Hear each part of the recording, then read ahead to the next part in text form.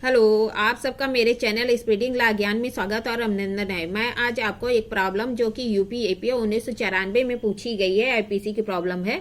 अगर आपको इसका उत्तर पता है तो इनबॉक्स में जाकर टाइप करिए और नहीं पता है तो मेरा पूरा वीडियो वॉच कर लीजिए।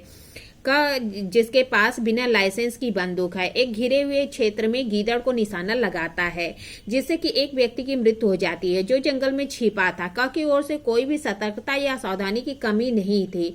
यह कहने की कोई भी गुंजाइश नहीं थी। वहां यहाँ पे जो क है उसने कौन सा अपराध किया। तो कह रहा है कि यह जो प्रस्तुत समस्या है धारा 80 आईपीसी से संबंधित है। धारा 80 दुर्घटना को बचाव प्रदान करती है। धारा 80 विधिपूर्ण कार्य करने में दुर्घटना के संबंध में प्रावधान करती है। क्या कहती है? कोई बात अपराध नहीं है जो दुर्घटना या दुर्भाग्य से किसी आपराधिक आशय या ज्ञान के बिना उचित सतर्कता या सावधानी के साथ विधिपूर्ण प्रकार से विधिपूर्ण साधनों द्वारा और विधिपूर्ण कार्य करने में हो जाए। तो कह रहा है कि कोई बात अपराध नहीं है। कब? जब 4 कंडीशन फॉलो होती। कौन कौन सी? तो कह रहा है कि पहले की दुर्घटना या दुर्भाग्य से, दूसरा की जो है आपराधिक आशय या ज्ञान के बिना, तीसरा उचित सतर्कता या सावधानी के साथ, चौथा विधिपूर्ण प्रकार से विधिपूर्ण साधनों द्वारा और विधिपूर्ण कार्य करने में हो जाए।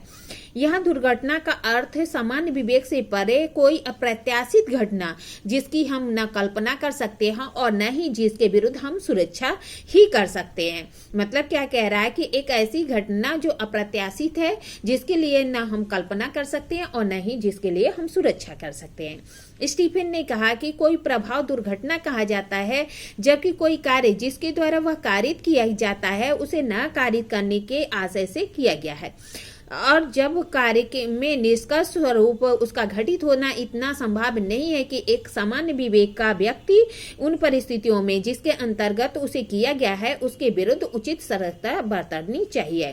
प्रस्तुत समस्या में क जिसके पास एक बिना लाइसेंस का बंदूक है, एक घिरे हुए क्षेत्र में एक पक्षी को निशाना लगाता है। और क्या होता है कि जो एक व्यक्ति है जो कि एक घिरे हुए क्षेत्र में एक गीदड़ को निशाना लगाता है जिसमें कि एक जो है व्यक्ति की मृत्यु हो जाती है जो जंगल में छिपा हुआ था। यहाँ पे उसकी जो है उसकी ओर से कोई भी सतर्कता या सावधानी की कमी दर्शित नहीं होती। तो कह रहा है कि प्रस्तुत मामले में 2 विचारणीय प्रश्न है। एक तो वह बिना लाइसेंस के बंदूक से शिकार करता है, दूसरे घिरे हुए क्षेत्र में शिकार करना। यहाँ पे मात्र बंदूक का लाइसेंस न होना दुर्घटना के बचाव से वंचित नहीं करता क्योंकि के पास लाइसेंस नहीं था लेकिन उसके द्वारा कोई भी सतर्कता या सावधानी की कमी नहीं थी और न ही कोई आपराधिक आशय या ज्ञान ही दर्शित होता है। तो यहाँ पे छिपे हुए व्यक्ति की मृत्यु हो जाती है तो वह जो है इसकी कल्पना नहीं कर सकता था। और घिरे हुए क्षेत्र में शिकार की बात, अवैध शिकार और मृत्यु के कोई कारणात्मक संबंध नहीं है क्योंकि अवैध शिकार करने के कारण किसी व्यक्ति की मृत्यु नहीं। यदि वैध शिकार भी किया जाता तो किसी व्यक्ति को वहां छिपा होता और तो यही परिणाम निकलता। मतलब कह रहा है कि अगर घिरे हुए क्षेत्र में शिकार करना अवैध है, ठीक है, लेकिन परंतु उसके लिए मृत्यु का कोई कारण नहीं है। अगर वो वैध रूप से भी शिकार करता और किसी व्यक्ति की मृत्यु हो जाती तो भी उसे क्या होता कि बचाव मिलता।